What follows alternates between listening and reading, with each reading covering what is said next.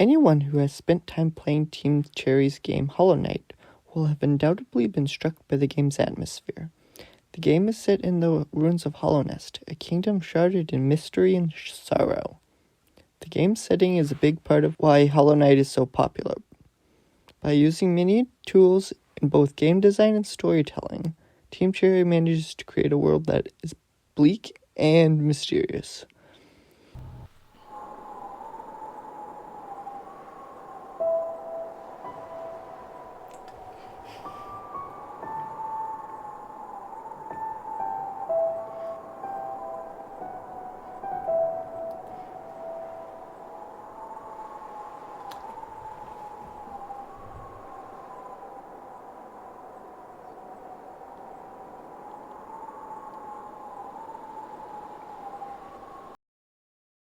Hollow Knight differentiates itself from other games by the fact that the player begins the game knowing nothing. Hollow Knight starts with a stanza from a poem, followed by a cutscene showing something chained in what the game calls the Black Egg. The player can find the egg within the first 30 minutes of playing, but the only information they get for it is some vague mention of secrets found further below. It's at least another 4 hours before the player can find an answer in the City of Tears. An inscription on the base of a statue reads, quote, "A memorial to the Hollow Knight," and the black vault far above. Through its sacrifice, Hallownest lasts eternal. The inscription certainly answers what the Black Egg is, but before seeing the statue, the player hasn't heard of the Hollow Knight other than in the game's title. And what was the Hollow Knight's sacrifice? These mysteries aren't answered until the player progresses further. Most media, whether video game, movie, or book, are upfront with information. The audience knows who the characters are and what they are doing. With Hollow Knight, however, the only information the player is given is how to move the character. Even in the tutorial, Team Cherry plants little bits of lore that do not make sense until the end of the game. The player has to piece the story together from inscriptions and what characters tell them. This task is as challenging as the game's hardest boss fights. Finding the information is no mean feat. Hollow Knight is part of the Metroidvania genre, and like other games in the genre, it is non-linear.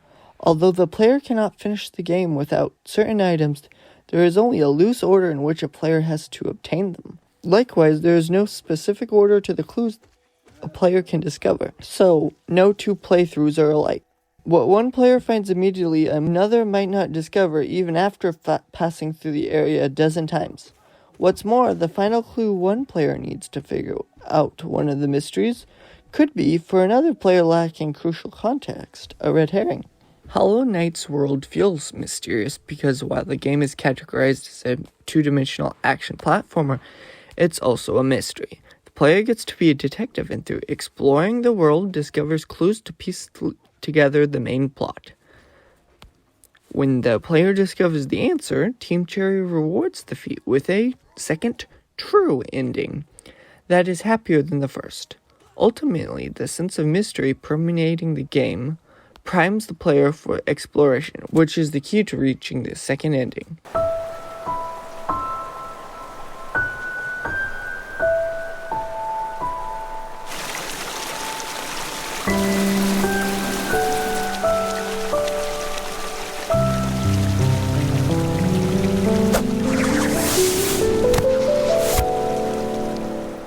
While mystery is a large part of the game's atmosphere, Team Cherry also weaves a feeling of sadness into Hollow Knight. One of the most striking ways is through the soundtrack. Team Cherry worked with composer Christopher Larkin to create pieces that match the gloomy atmosphere. The tracks heard while exploring the map are simple, most performed only by piano and viola.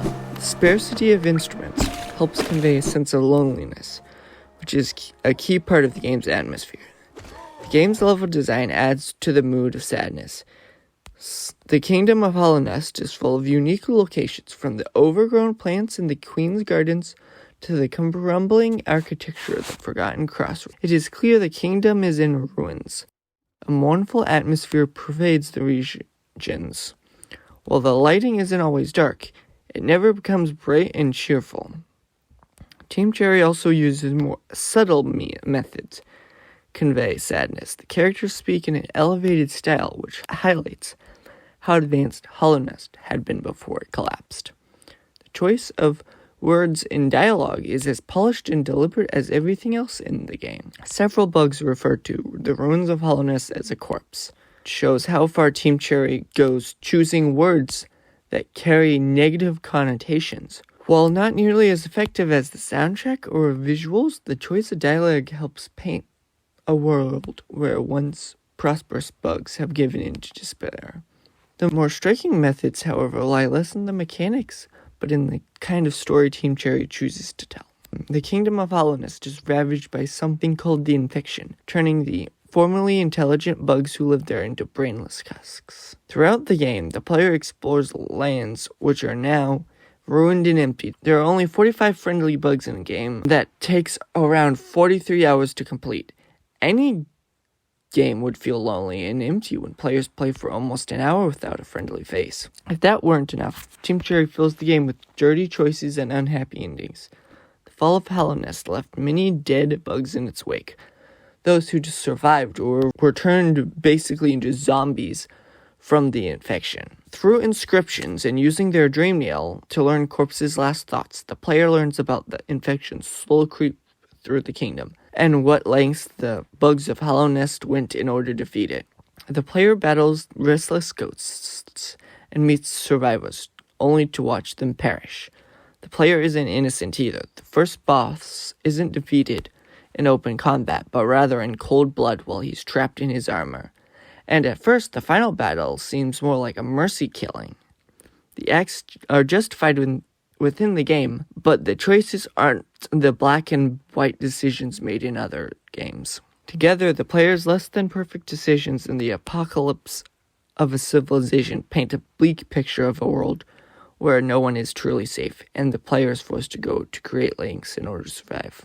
Hollow Knight's sense of mystery, combined with its feeling of sadness, gives the game an atmosphere of longing for what had once been. Yet, Team Cherry doesn't let such an image stand. Instead, they decide to tell a story of a character who, despite the horrors of the kingdom around it, sacrifices itself for those who remain.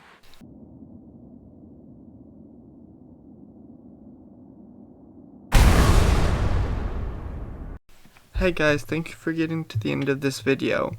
Even though it was so short, I have no idea how those video essay people make a video any longer than 7 minutes.